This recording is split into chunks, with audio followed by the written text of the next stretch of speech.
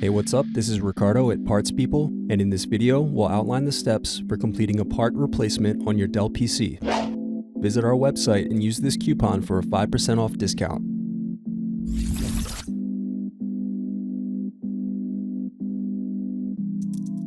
First, unscrew and slide out DVD optical drive.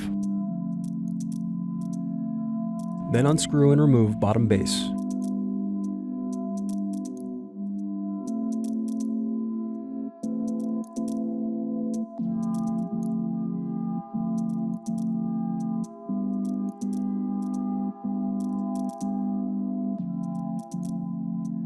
Now unscrew and disconnect battery. Now disconnect touchpad cable. Then unscrew and remove touchpad.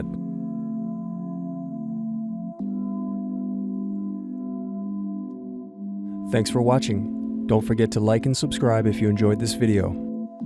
And if you need more, check out this playlist to watch other tutorials for your laptop. You can also click here to find parts for your laptop at partspeople.com.